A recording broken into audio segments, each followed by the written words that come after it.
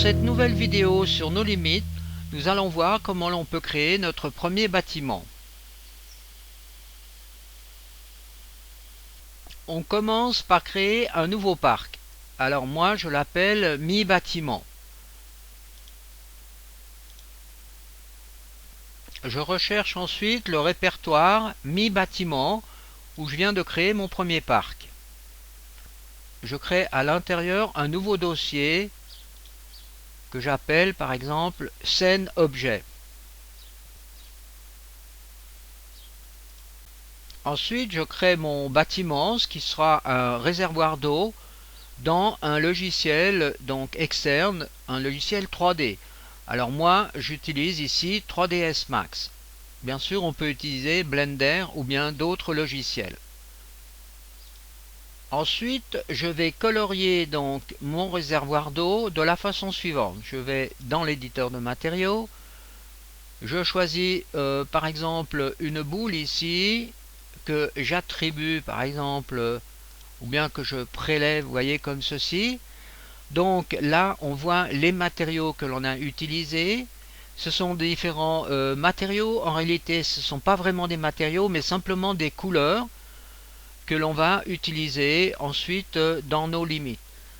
Alors ici, vous pouvez voir qu'on utilise un système multiple sous-objets, c'est-à-dire qu'on va mettre des numéros d'identification à certaines parties de notre modèle.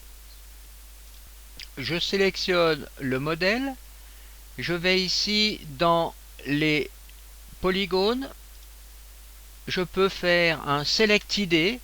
Alors par exemple, si je mets 1 et que je fais select, vous voyez que c'est la partie ici qui est donc sélectionnée, qui a donc le numéro d'identification 1 qui correspond donc à cette couleur qui se trouve ici. On peut faire la même chose avec le 2. Vous voyez que c'est la partie du haut du château d'eau. Donc le 2 c'est un léger rouge. Ensuite la partie 3 est la partie du bas que l'on voit ici qui est colorée avec cette couleur légèrement bleutée. Il ne faut pas oublier de donner des coordonnées de mapping à notre objet. Alors si jamais vous pouvez aller dans la liste des modificateurs, allez chercher le modificateur UVWMap. Vous voyez que vous pouvez choisir du type box par exemple, ou même éventuellement cylindrique, en inversant ici l'alignement.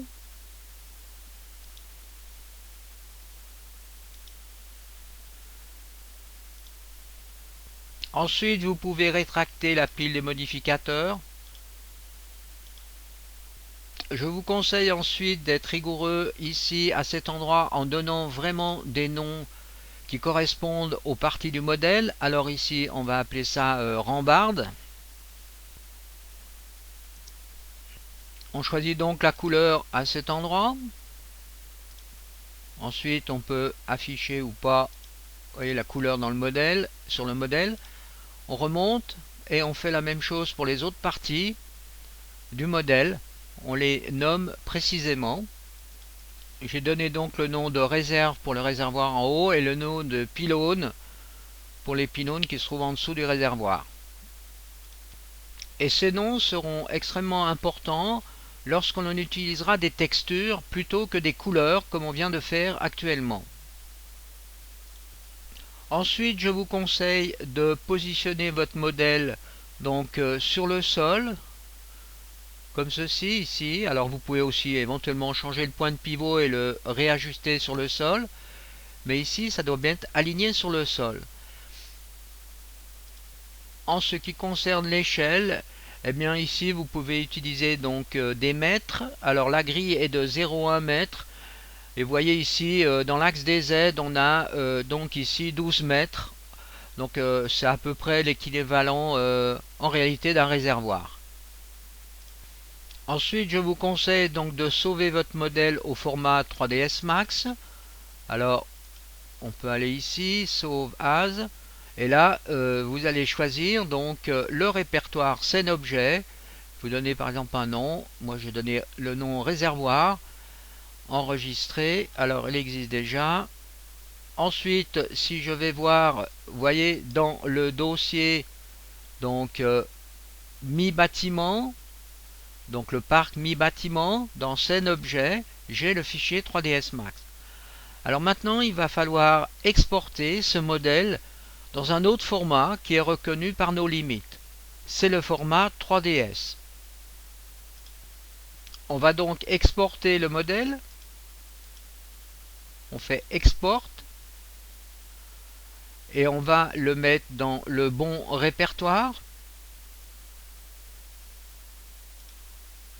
Donc dans Mi Bâtiment, scène objet, et je l'appelle réservoir.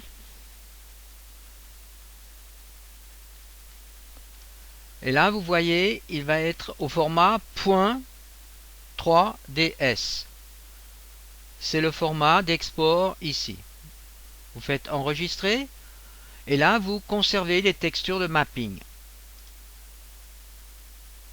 Si vous vérifiez, vous retrouvez donc le fichier 3ds dans le bon répertoire.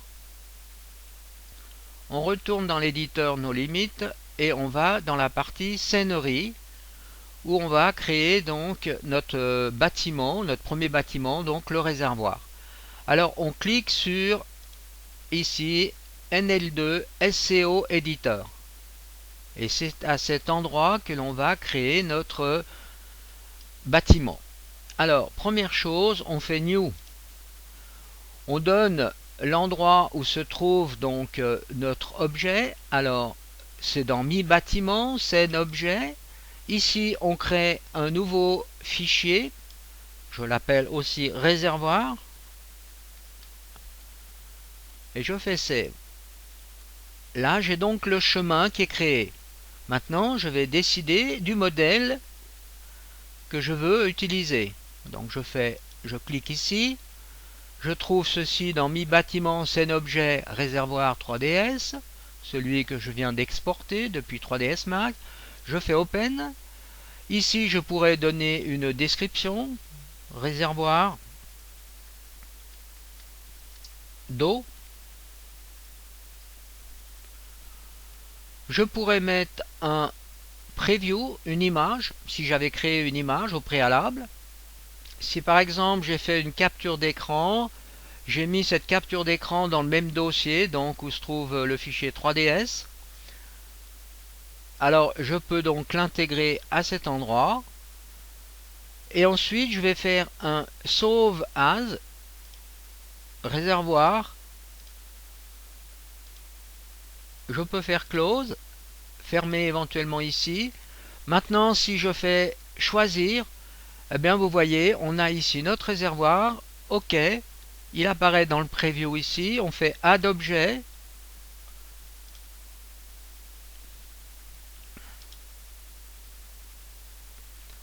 Alors on constate, première chose, que l'objet est beaucoup trop grand et qu'il n'est pas collé au sol, car on a oublié de donner certains paramètres qui sont les suivants. On retourne donc dans l'éditeur, on fait Open, on recherche réservoir d'eau, et là, dans Position, on doit dire que l'objet est collé au terrain. Look on terrain. On peut donner aussi ici une échelle. Alors par exemple, je vais donner l'échelle 0,25 en X, Y et Z. Je sauve mes paramètres en faisant Save. Et je peux aller chercher de nouveau un nouveau modèle. Alors je peux supprimer celui-ci. Je fais Add Select. Et voilà. Maintenant, on a vraiment quelque chose de beaucoup plus petit. Alors, première constatation avec ce type de logiciel, donc nos limites, on n'est pas obligé de faire des textures qui ont un format 2 puissance 1, 2 puissance 2, donc disons 256 par 256, 512 par 512, et ainsi de suite, comme dans les jeux vidéo classiques. Vous voyez ici, par exemple, si je regarde la dimension de cette texture, de cette image réservoir, eh bien la dimension est de 433 par 727. Donc vous voyez, ça fonctionne correctement, tout se réajuste et se met à la bonne échelle. Alors ceci est vraiment quelque chose d'intéressant, car dans le modèle suivant que nous allons faire, nous allons appliquer maintenant des textures sur le réservoir d'eau. Alors nous allons maintenant appliquer des textures un peu vieillottes sur notre réservoir d'eau. Alors ici vous avez un site internet qui s'appelle cgtexture.com, où vous pouvez trouver donc différents types de matériaux, de textures ici. Je récupère donc trois textures, donc ces textures là que je vais appliquer sur mon modèle 3ds Max. J'applique donc les textures sur les trois numéros d'identification. Alors ici on a une texture sur la rambarde.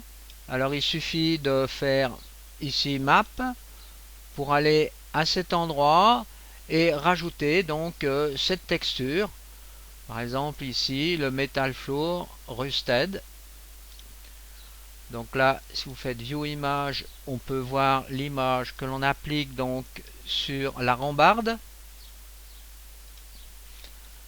Donc on fait ceci sur les trois parties du modèle. Donc ici, c'est dans Map. Donc faites attention, l'importance des noms ici, car on va en avoir besoin dans le logiciel No Limit par la suite. Alors on applique donc ces trois textures sur l'objet et on fait de nouveau un export, mais cette fois-ci je changerai le nom, je mettrai réservoir texture 3ds. Vous devez donc retrouver dans votre répertoire Mi bâtiment scène objet le réservoir texture 3ds avec les différentes textures. Alors là j'ai aussi fait une capture d'écran pour le preview.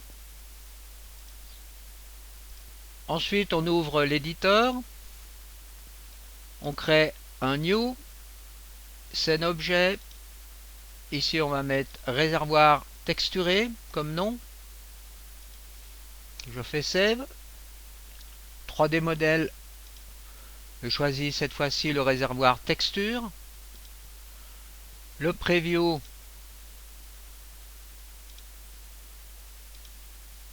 et je fais save. Ensuite, position, look on terrain, échelle 0,25. Et maintenant, dans la partie matériel ici, je dois rajouter les matières. Alors pour les rajouter, il va falloir les créer avec un nouvel éditeur, qui est l'éditeur Math Editor. Je fais New. Dans scène objet, je crée une première matière. Je vais appeler ça Math. Non, plus exactement réserve. Save. Dans texture ici, je choisis dans le setup un 2D file. Je vais chercher la partie Rust Mixed, qui est la partie haut du réservoir. Je fais OK. Je fais Save. Et si je retourne maintenant, vous voyez, dans la partie matériel, ici, je peux faire Add. Et dans la partie, ici, Réserve, je trouve, alors attention, il y a un message erreur vu qu'on n'a pas fini. Je trouve ici Réserve. Je fais OK. Je fais Save toujours. Ensuite, je continue avec une autre partie. On va appeler ça Pylône.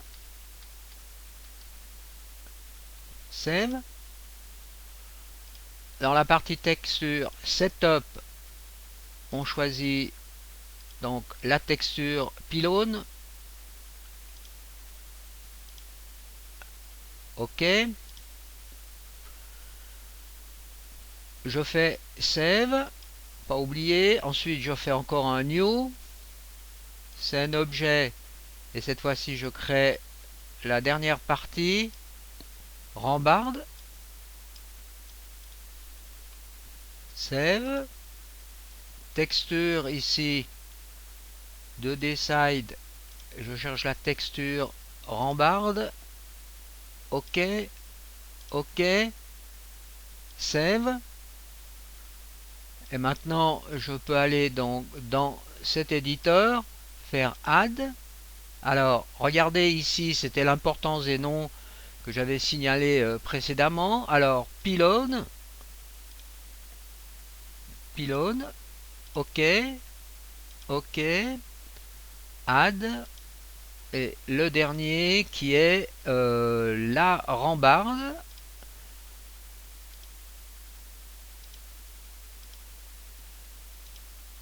Et je fais Save. Alors bien sûr, c'est un peu quand même du travail. On aurait pu faire un logiciel qui automatise tout ça. Mais bon, c'est quand même réalisable. Maintenant, pour finir, je vais poser ce nouveau réservoir dans la scène. Et voilà, le tour est joué.